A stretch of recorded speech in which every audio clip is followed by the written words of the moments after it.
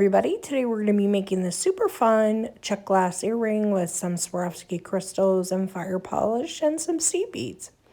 First I'm going to turn the baby loom over here, and that's the one I'm using today, and I'm going to wrap my hemp around the knob on the back of it. I'm going to tie that into 2 knots just to make sure it's good and secure, and then I'm going to start by pulling it over the top of the loom and in about the same place on the other side.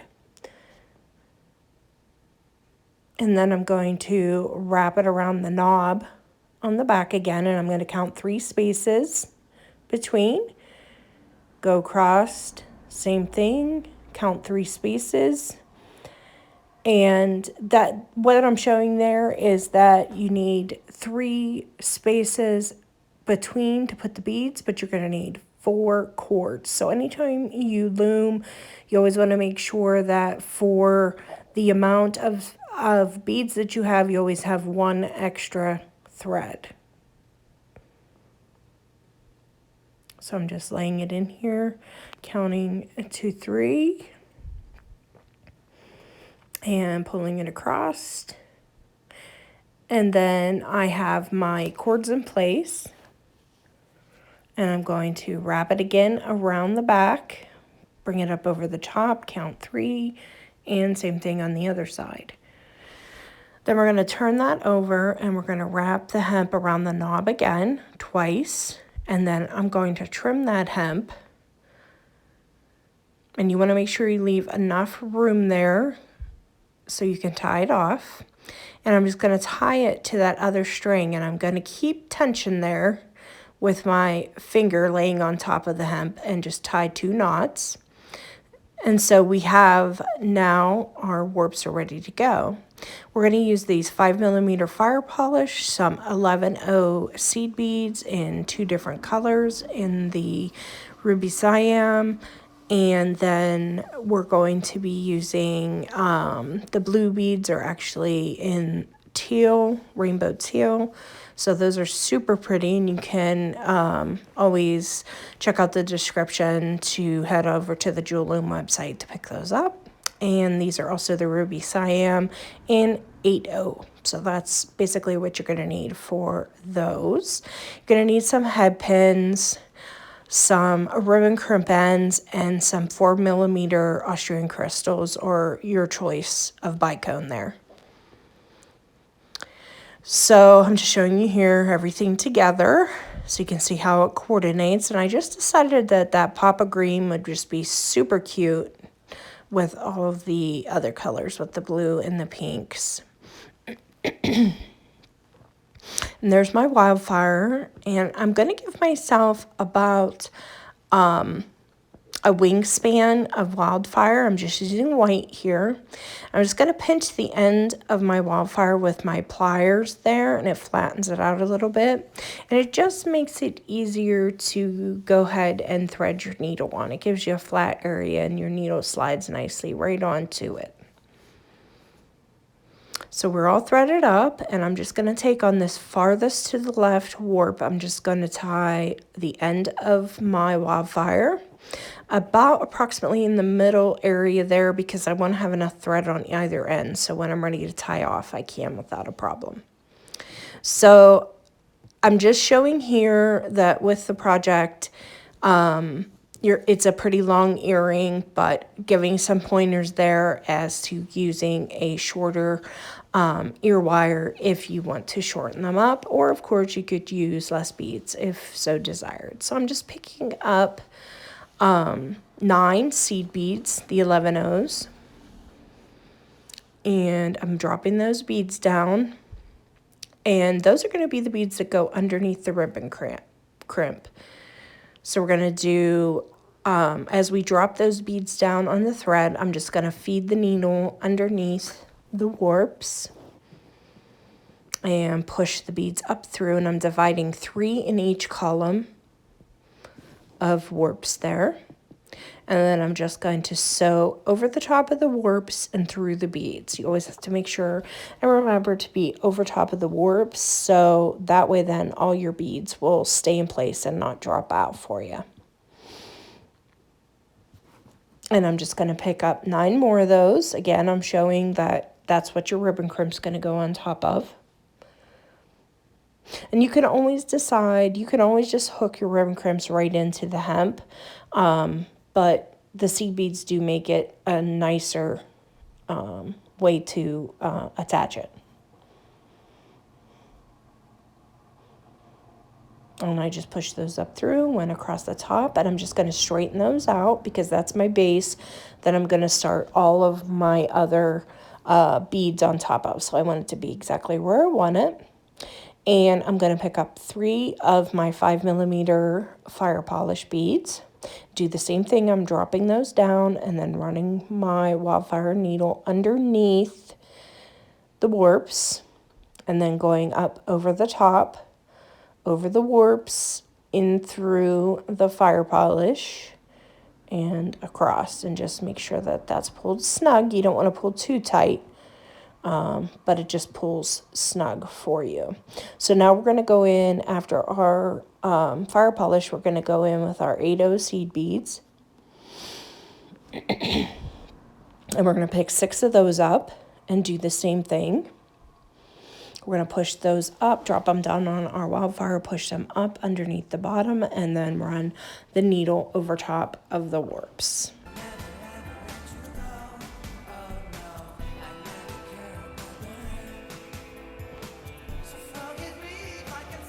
And then I'm going to pick up my bicones. I'm going to pick up 3 bicones.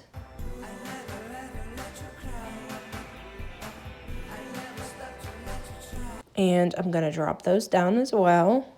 And that's going to give us a really pretty look. I push those up through, and now I'm going to run my needle across, through, over the warps, through the bicones, and then onto a row of 5mm fire polish again. And through those. And we're just going to keep up with this pattern. We're going to do some more 8Os.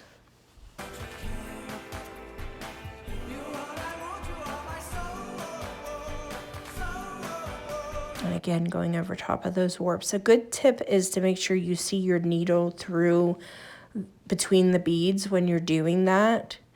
So then that way you know that if you're seeing your needle, it's not underneath the warps. And another row of bicones.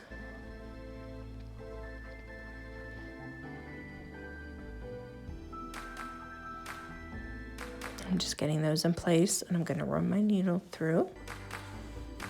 I never stop to see you cry. I never listen to your tears and praise. Oh no, I never stop to see you try. I never listen to the words you say. Oh no. And those are locked in now. And we're just continuing here with our pattern.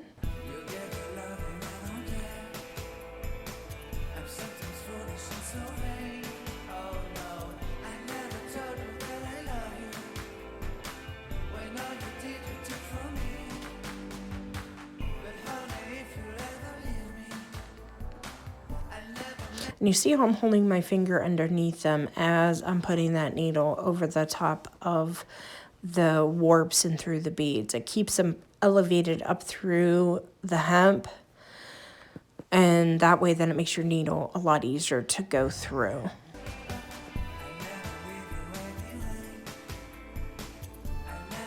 So now we're going to add our 11Os above our fire polish, and that's going to be where we put our ribbon crimps on the end.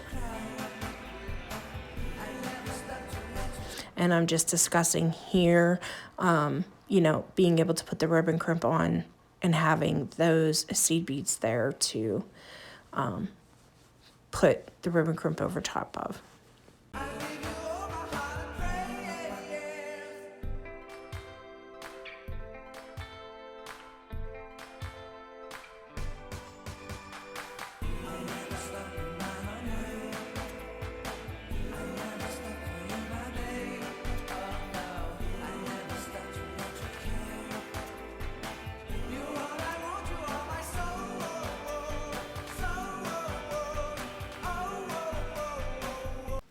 And again, I am adding 9 of those, and we're going to put 3 in each one of the warp lanes or widths of warps there. And I'm just pushing them up through, and I'm going to take my needle across to lock those in.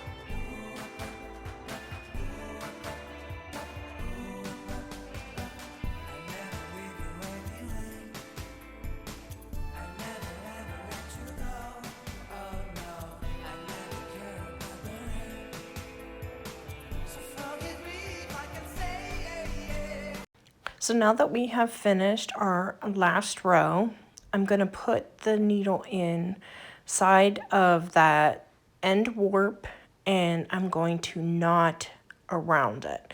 And I'm going to put 2 knots, and keep in mind, guys, you can always use some GS Hypo cement or any kind of glue.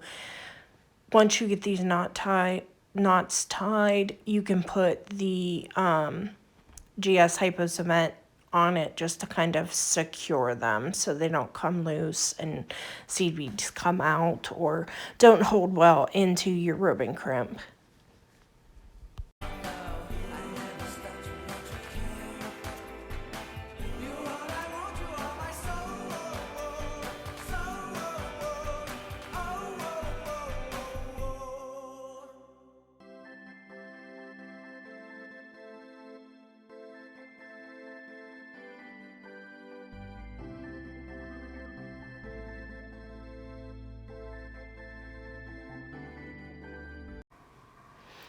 So here now I'm going to take my cord cutters and just trim away the wildfire thread, the remaining of it. Those are always good to have, the cord cutters. They're excellent to cut the wildfire with.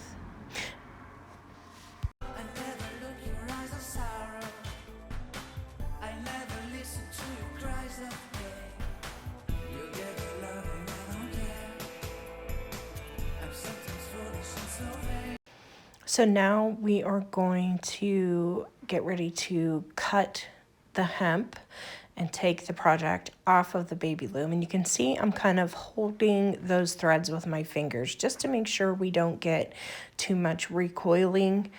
One thing about this baby loom is you don't have as much recoiling on the loom as you do on the original because you're not using a bar in it for tension when you're setting everything up. So I'm just going to take 2 threads here, and I'm going to take both of them and tie them into a knot to secure all of my beads and everything. This is going to be also hidden underneath the ribbon crimp. And I'm just making that nice and making sure that's nice and centered and nice and secure there. And I'm just going to do that with all of the strings that are hanging there and just get some nice knots on there. And again, then whenever you are trimming those, you can also put some glue on those knots as well to secure things.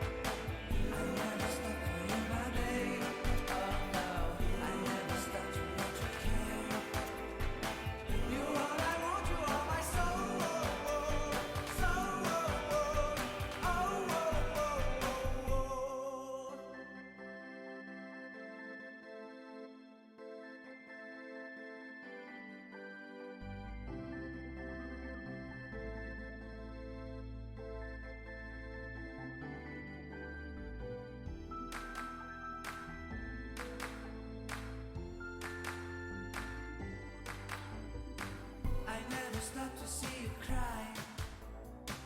I never listen to your tears and praise. Oh no, I never stop to see you try.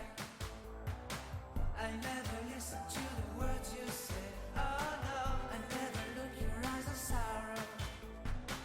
I never listen to your cries of pain. You get the loving, I don't care. I'm sometimes foolish and so vain. Oh no, I never told you that I love. So now that we have all of the knots tied, I'm just going to go in with my cord cutters and trim those away. And don't forget, you can always put glue on those, which I believe I will be doing here shortly. And once I get them trimmed, I'll just put the glue on the ends of each knot.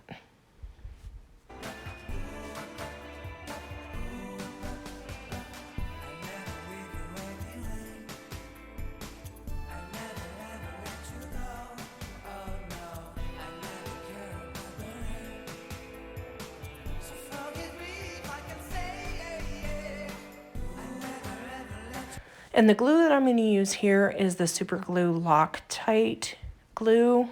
I like it just as much as GS Hypo, if not more. And I'm just putting a little bit on each end of the phrase, like where the thread has been cut from the knot. And then I'm just going to pick up my pliers here. These are my flat nose. Put my ribbon crimp into my flat nose pliers. And I'm going to put this over the end of the knots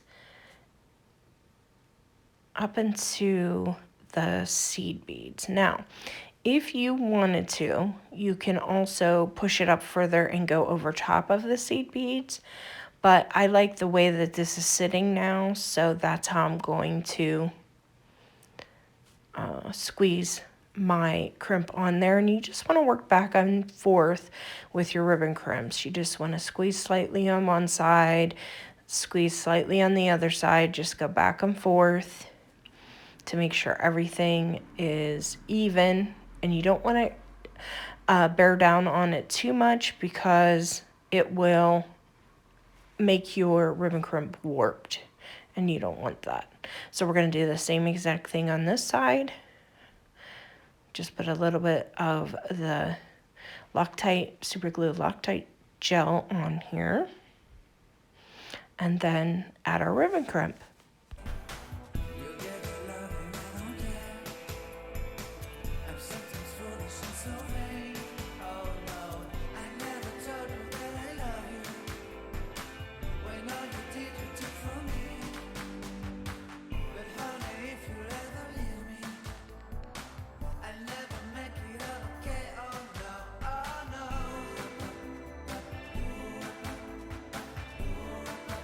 And all I'm doing here, guys, I was just pushing the sides of those knots in, because if not, they're going to push out the sides of your ribbon crimp.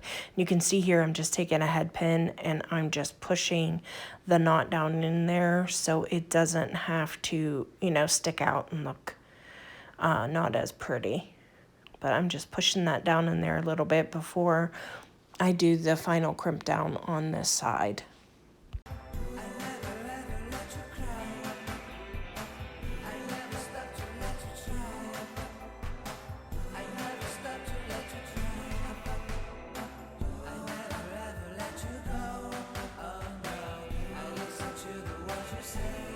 And now we're just going to use a head pin. This is about a 20 gauge head pin.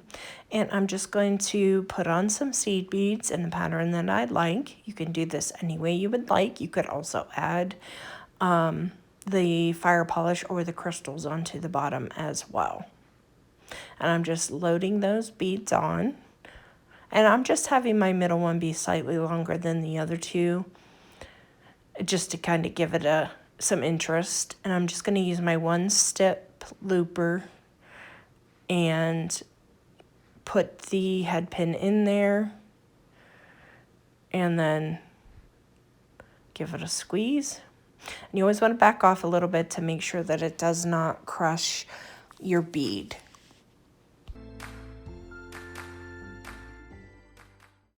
So what I mean by that is, see how I'm putting my fingernail in there between where the one-step looper ends and my beads and my pin begin?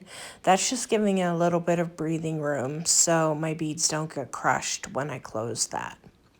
So now I'm opening up my jump ring. This is about an 8mm jump ring, and I'm going to put the pins on that I've made with the beads. And these are going to be the dangles on the bottom, as you can see in the other earring. And I've put those on in the order I wanted them, and now I'm just going to hook it onto the bottom of the ribbon crimp and just take my pliers and close those. Make sure to always close your jump rings from front to back, guys.